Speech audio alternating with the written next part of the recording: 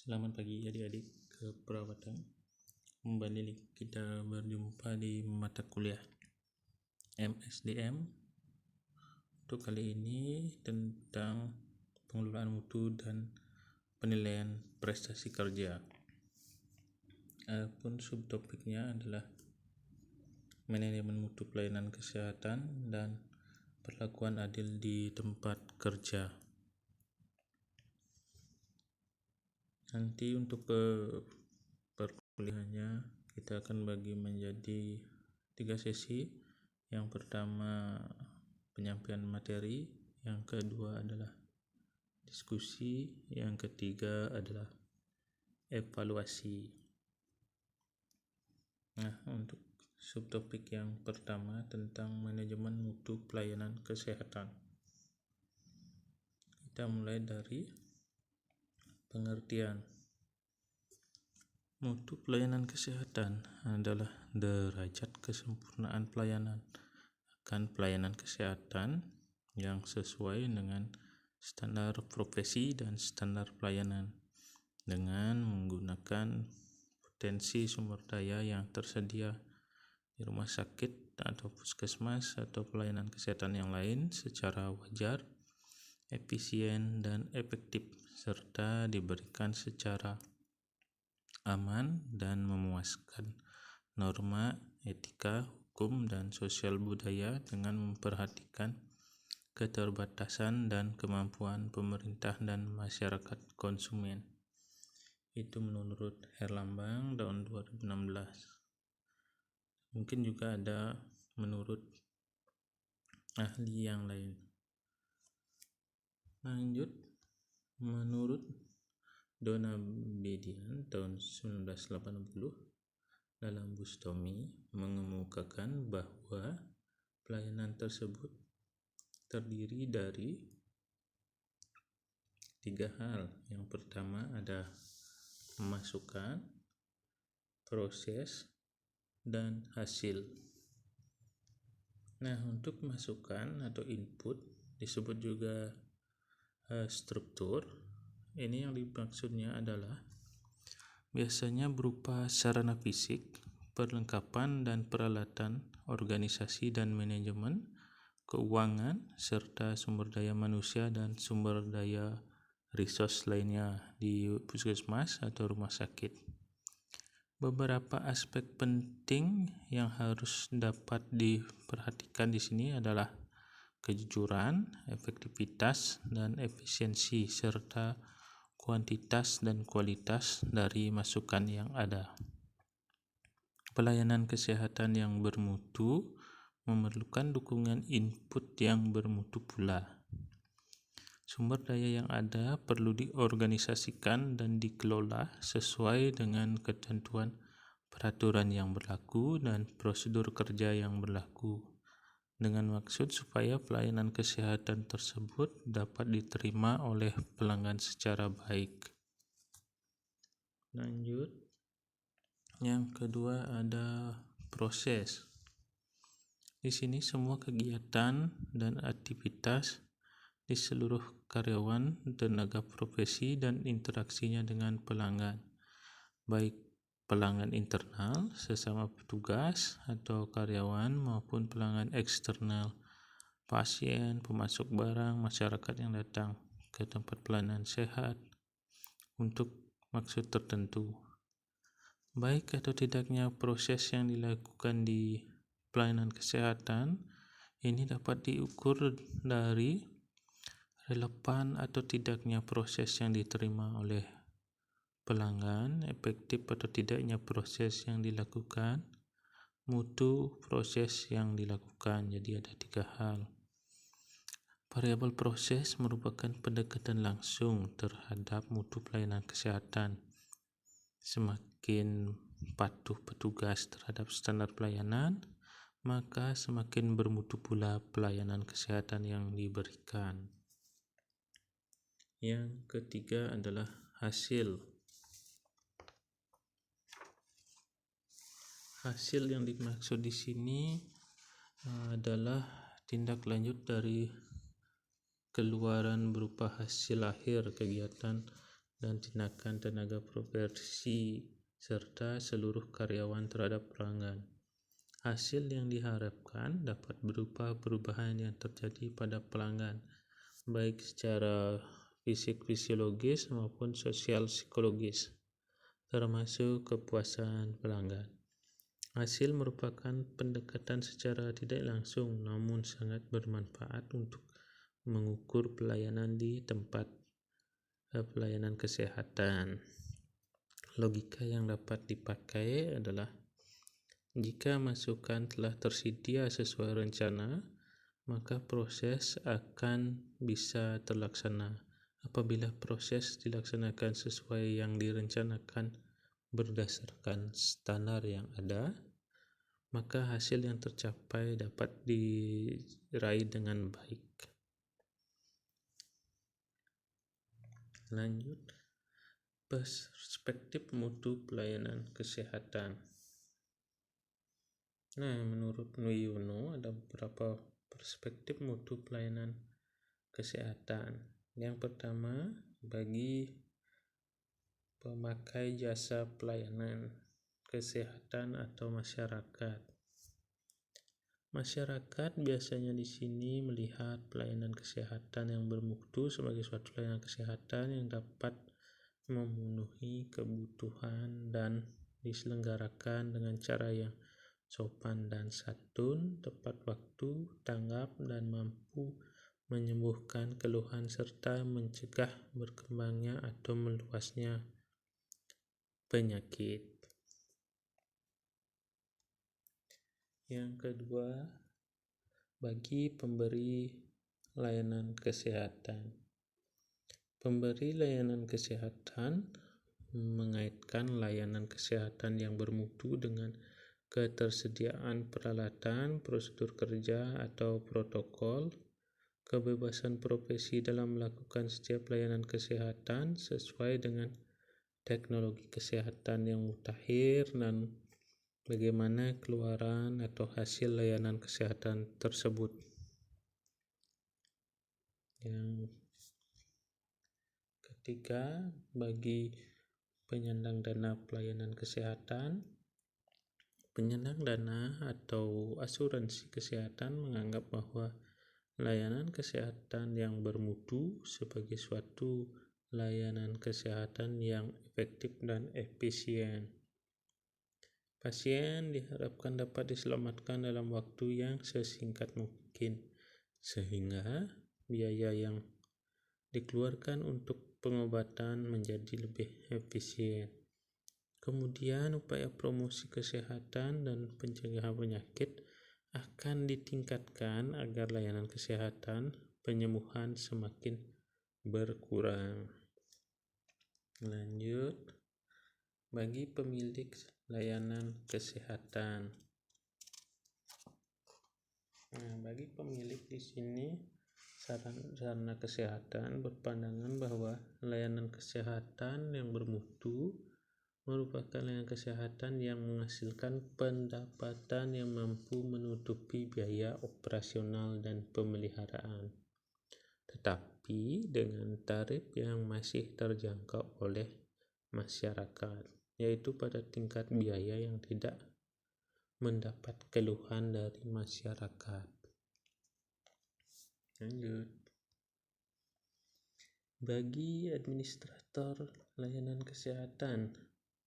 Administrator walaupun tidak langsung memberikan layanan kesehatan pada masyarakat, ikut bertanggung jawab dalam masalah mutu layanan kesehatan.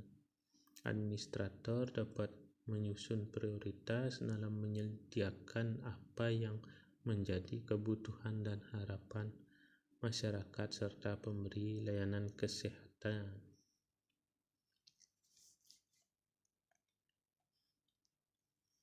Masuk ke standar mutu pelayanan kesehatan. Untuk menjaga pelaksanaan program pelayanan kesehatan agar tetap berpedoman kepada standar yang telah ditetapkan, maka disusun pedoman petunjuk pelaksanaan yang tertulis, disusun secara sistematis dan dipakai sebagai pedoman oleh pelaksana dalam mengambil keputusan atau melaksanakan pelayanan kesehatan. Menurut salah satu ahli di sini, sesuai dengan peranan yang dimiliki oleh masing-masing unsur pelayanan kesehatan, standar dalam program menjaga mutu secara umum dapat dibedakan menjadi dua. Yang pertama di sini ada standar persyaratan minimal. Di sini terdiri dari standar masukan. Dalam standar masukan itu ada ditetapkan minimal unsur masukan yang diperlukan untuk dapat menyelenggarakan pelayanan yang bermutu, yaitu jenis, jumlah, dan kualifikasi tenaga pelaksana, jenis, jumlah, spesifikasi tenaga pelaksana, serta jumlah dana. Yang selanjutnya ada standar lingkungan. Dalam standar lingkungan ini ditetapkan persyaratan minimal unsur lingkungan untuk dapat menyelenggarakan pelaksanaan kesehatan yang bermutu. Ada standar proses. Dalam standar proses ditetapkan persyaratan minimal unsur proses yang harus dilakukan untuk dapat menyelenggarakan pelayanan yang bermutu. Selanjutnya ada standar penampilan minimal. Standar penampilan minimal ini adalah menunjuk kepada penampilan pelayanan kesehatan yang masih dapat diterima. Standar ini menunjuk kepada unsur keluaran yang disebut dengan standar keluaran atau standar penampilan. Menurut salah satu ahli, ini standar menyatakan bahwa syarat pokok dalam memberikan pelayanan kesehatan yang bermutu adalah tersedia dan berkesinambungan. Jadi secara kontinus, semua jenis pelayanan kesehatan dibutuhkan dan mudah dicapai oleh masyarakat, dapat diterima dan wajar, artinya acceptable, dan juga bersifat appropriate, artinya pelayanan kesehatan tidak bertentangan dengan adat istiadat, kebudayaan, keyakinan, dan kepercayaan masyarakat yang bersifat wajar. Mudah dicapai atau accessible. Ini dimaksud terutama dari segi lokasinya dekat dengan masyarakat. Mudah dijangkau, affordable. Jadi keterjangkauan baik dari jarak ataupun biaya masih terjangkau. Yang terakhir bermutu atau quality. Mutu yang dimaksud adalah menunjuk pada tingkat kesempurnaan pelayanan kesehatan yang diselenggarakan. Lanjut ke mengukur mutu pelayanan kesehatan. Menurut Pohan, di sini ada beberapa langkah. Yang pertama, pembentukan kelompok jaminan mutu pelayanan kesehatan, penyusunan standar pelayanan kesehatan, pemilihan teknik pengukuran mutu dengan cara membandingkan standar pelayanan kesehatan dengan kenyataan yang tercapai. Selanjutnya di sini Donna Bedian dalam Pratiwi menganjurkan agar standar dan kriteria diklasifikasikan menjadi 3 kelompok. Pada prinsipnya sama dengan WHO. Yang pertama ada standar struktur atau input. Sini berisi masukan, contohnya adalah personel, pasien, peralatan, bahan gedung, pencatatan, keuangan, singkatnya semua sumber daya yang digunakan untuk melakukan pelayanan seperti yang tersebut dalam pelayanan kesehatan. Yang standar yang lainnya adalah tenaga kesehatan yang kompeten, peralatan, obat, kamar pemeriksaan pasien, dan waktu konsultasi harus ditentukan. Yang kedua adalah standar proses. Di sini menentukan kegiatan apa yang harus dilakukan agar standar pelayanan kesehatan dapat dicapai. Proses akan menjelaskan apa yang dikerjakan untuk siapa yang mengerjakan, kapan, dan bagaimana standar pelayanan kesehatan dapat dicapai. Contoh misalnya dalam standar pelayanan ISPA, maka setiap proses adalah petugas kesehatan yang memeriksa balita yang batuk dengan melakukan anamnesis dan pemeriksaan fisik seperti apa yang telah ditentukan dalam standar pelayanan kesehatan. Semua hasil anamnesis dan pemeriksaan fisik tersebut dicatat dengan lengkap dan akurat dalam rekam medik. Yang selanjutnya, standar keluaran atau output. Standar keluaran atau output adalah hasil pelayanan kesehatan. Ialah di sini sesuai dengan standar pelayanan kesehatan. Sangat penting.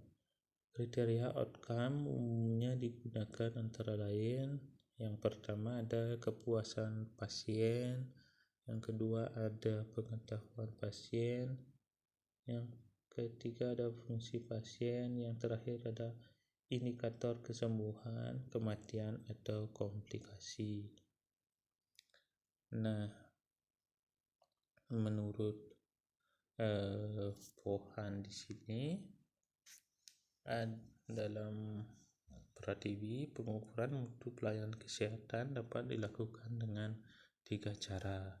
Yang pertama ada pengukuran mutu yang prospektif, yaitu pengukuran mutu pelayanan kesehatan yang dilakukan sebelum pelayanan kesehatan diselenggarakan. Nah, di sini oleh sebab itu ditujukan pada struktur dan masukan layanan kesehatan dengan asumsi bahwa pelayanan kesehatan harus memiliki sumber daya tertentu agar dapat menghasilkan pelayanan kesehatan yang bermutu. Seperti pertama, ada pendidikan profesi pelayanan ditujukan agar menghasilkan profesi pelayanan kesehatan yang mempunyai pengetahuan, keterampilan, dan perilaku yang mendukung pelayanan kesehatan yang bermutu. Yang kedua ada perizinan atau lisen, merupakan salah satu mekanisme untuk menjamin mutu pelayanan kesehatan. Yang ketiga di sini ada standarisasi. Dengan menerapkan standarisasi diharapkan pelayanan kesehatan menjadi bermutu. Contohnya standarisasi di rumah sakit, mengelompokkan atau mengklasifikasi rumah sakit dalam berbagai kelas, misalnya rumah sakit kelas A, B, C, dan D. Selanjutnya ada sertifikasi. Ini adalah langkah selanjutnya dari perizinan, misalnya pengakuan sebagai dokter spesialis adalah sertifikasi. Di Indonesia itu dilakukan oleh Departemen Kesehatan atau Dinas Kesehatan, sedang sertifikasi oleh profesi. Yang terakhir di sini ada akreditasi, adalah pengakuan bahwa suatu institusi pelayanan kesehatan memenuhi beberapa standar kesehatan tertentu.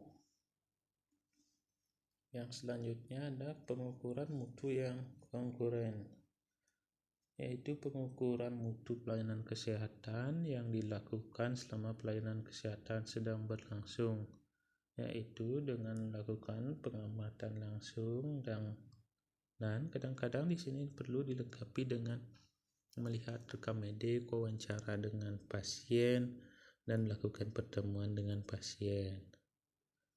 Yang selanjutnya ada pengukuran mutu retrospektif. Retrospektif. Pengukuran mutu pelayanan kesehatan dilakukan sesudah pelayanan kesehatan selesai, biasanya merupakan gabungan beberapa kegiatan, dari pertama menilai rekam medik, wawancara, membuat kuesioner, dan melakukan pertemuan. Selanjutnya ada manfaat program jaminan mutu kesehatan.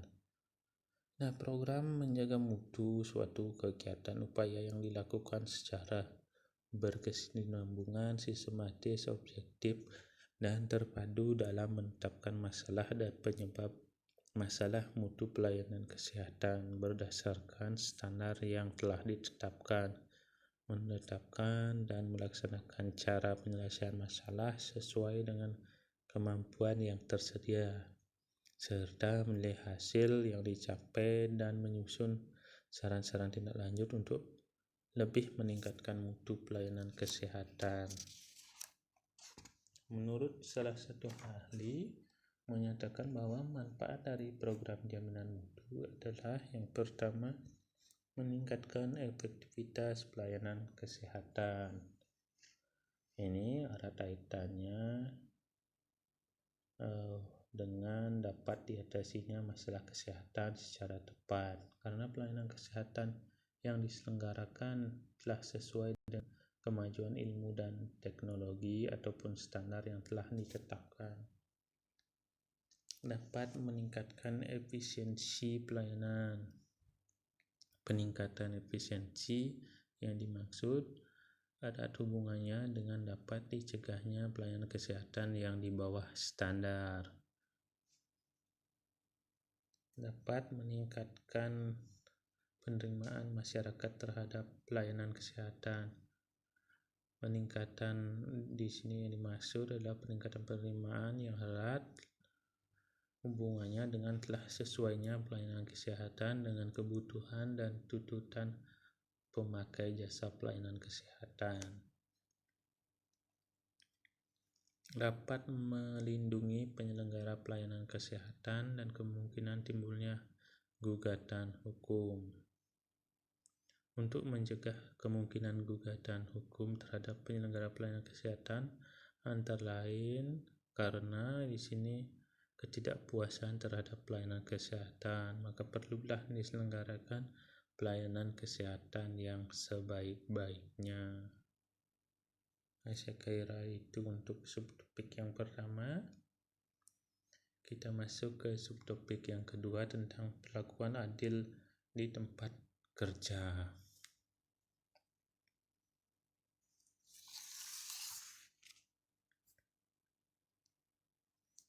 Perlakuan adil di tempat kerja.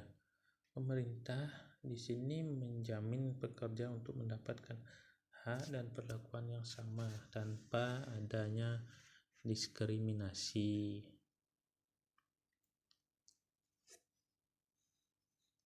Dalam bentuk apapun, seperti pembagian kerja yang sesuai dengan kemampuan dan tanggung jawab, pembagian gaji, jenjang karir, diskriminasi gender, sarana pengembangan kemampuan. Jadi semuanya sama sesuai dengan tugas dan tanggung jawabnya masing-masing.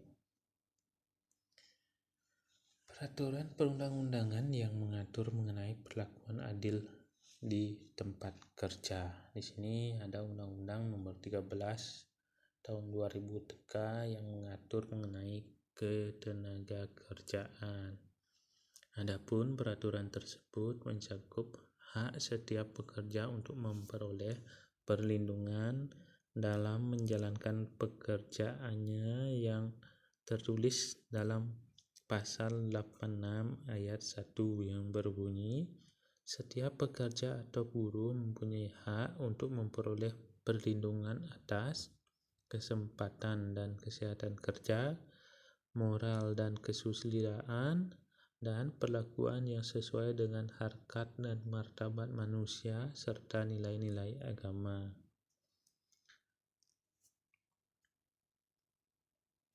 Kemudian ada Undang-Undang Nomor 80 tahun 57. Di sini memberikan kejelasan tentang istilah pengupahan yang sama bagi buruh laki-laki dan perempuan untuk pekerjaan yang sama nilainya, menunjuk kepada nilai pengupahan yang dilakukan tanpa membedakan jenis kelamin.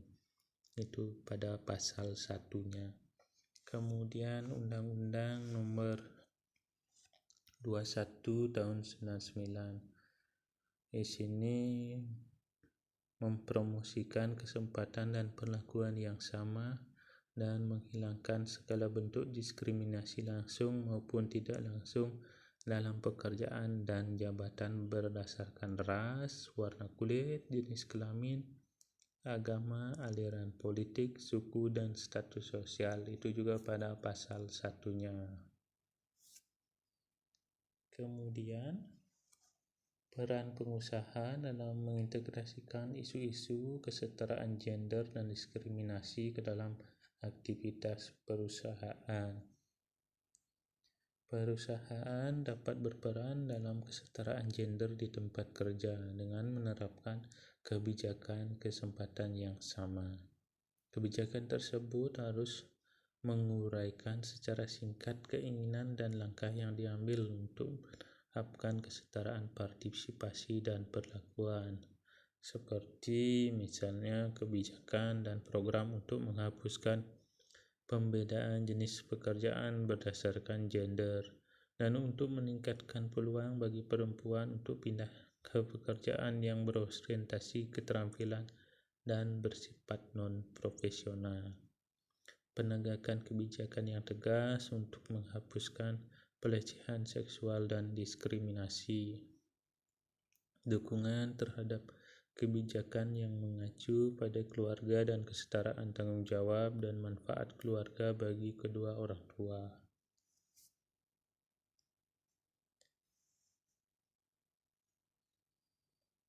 Perlakuan adil di tempat kerja tidak hanya memberi manfaat bagi pekerja, tapi juga memberikan manfaat dan keuntungan bagi perusahaan.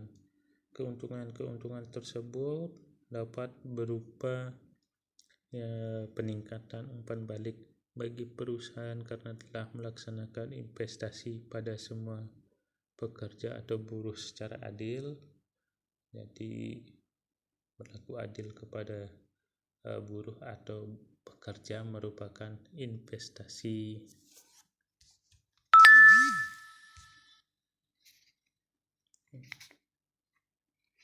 Selanjutnya ada penurunan angka ketidakhadiran, tersedianya alternatif pemilihan tenaga kerja yang lebih baik, peningkatan produktivitas tenaga kerja, peningkatan loyalitas moral dan kepuasan kerja, meningkatnya kepuasan pelanggan dan volume penjualan, risiko pengaduan terhadap praktik diskriminasi berkurang, tercapainya hubungan kerja yang harmonis, dinamis, dan berkeadilan melalui pengaturan hak dan kewajiban serta perlakuan yang sama di tempat kerja yang diatur dalam perjanjian kerja, peraturan perusahaan, atau perjanjian kerja bersama.